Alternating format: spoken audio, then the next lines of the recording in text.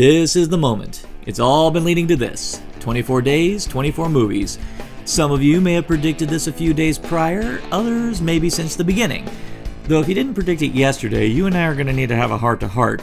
So, without further ado, the Bond film I consider to be the quintessential Bond film is Goldfinger. Honestly, I was kind of expecting a bigger uproar over this. Admittedly, the impetus behind this choice does come from a bit of nostalgic bias. This was the Bond film which I watched as a child, and for a young kid, this was awesomeness overload. And what's interesting is that I do regularly find myself wanting to watch some of the other films more often. As the years pass and I plow through all the other Bond films, I always instinctually place Goldfinger on the highest pedestal. And when I sat down and watched Dr. No and From Russia with Love, I had this revelation. Remember in my prior reviews of those two how I said it still didn't feel like the quintessential Bond movie, as if all the elements were still not fully realized? Well, Goldfinger is the movie where everything fell perfectly into place. The action, groundbreaking. The plot, simple yet alluring with intrigue due to the strong characters and writing. How many movies do you know can make a golf game just as intense as a shootout? This is the movie that epitomized everything we associate with Bond. The gadgets, the girls, the villains, the wit, the danger, the stylized opening credits combined with the catchy theme tune. All of these elements which have become deeply associated with Bond all came to the forefront in this movie, and every film afterwards has followed the standards set by this. Many of the subsequent movies have kick-ass spy cars. Why? Because of the Aston Martin in Goldfinger. While Dr. No and Red Grant were great foils for Bond, they were merely errand boys. This is the first movie where Bond matches wits with the mastermind multiple times in multiple ways, and it doesn't always sway in Bond's favor.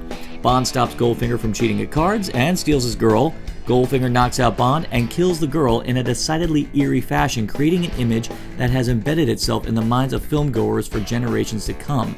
And this is just the beginning example of Goldfinger's duplicity. He kills his backers after info-dumping his plan, and all just to show off his ingenuity and ruthlessness. And if that's not enough, he plans to set off a nuclear device inside Fort Knox, killing thousands, just so the value of his gold increases exponentially. You'd wonder how a man could be this cold, but then you remember, this is a man who will slowly and sadistically slice a man in half with an industrial laser just for the sake of schadenfreude.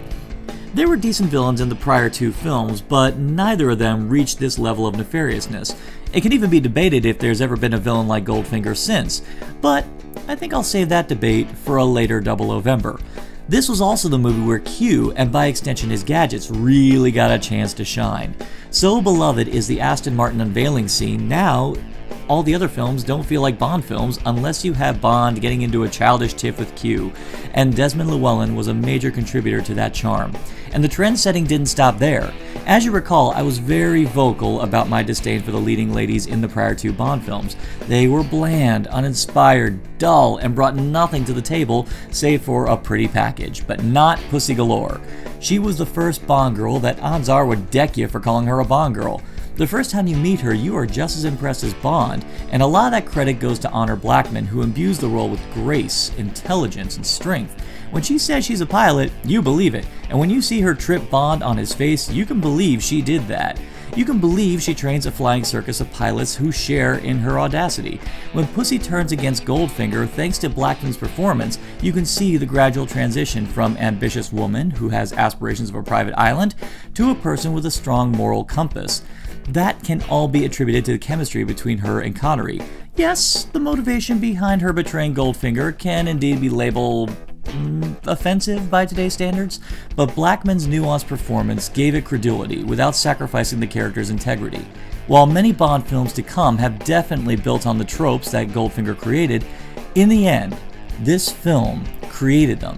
And while there are many moments that are definitely dated by today's standards, this film still set the standards, and it will be the basis of comparison for many films to follow, and that's all due to what this film set in motion. After all these reviews, going back and thoroughly reflecting on why Bond has remained so consistently popular over the years, It could very well be the idea that Bond reflects the idyllic perception of what a hero is meant to represent of the particular age to which he's being portrayed. In many ways, he has evolved from the ways Fleming originally wrote him, but at the same time, the works of Fleming are not being ignored, as evidenced by recent films.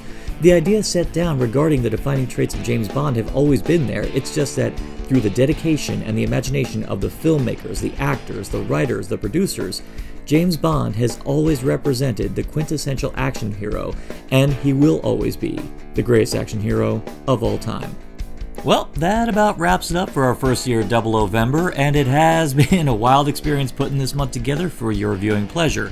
Now, I'm sure you noticed I may have glossed over a lot of details regarding certain aspects of each of the films, like maybe some of the villains, or the girls, the henchmen, the gadgets, the schemes, the title songs, or the sequences. Well, trust me, that is a deliberate choice, I definitely noticed. After all, I want this to be an annual event, and much like the franchise, I never want this well to run dry. So, I turn it over to you. Which of the aforementioned aspects would you want me to cover next year? Leave it on our Facebook group, maybe on our Instagram, or maybe our Twitter. Just leave it there. Let me know. And for more addictive content on Narcotic Casserole, simply like, share, subscribe, click, thou shalt be served.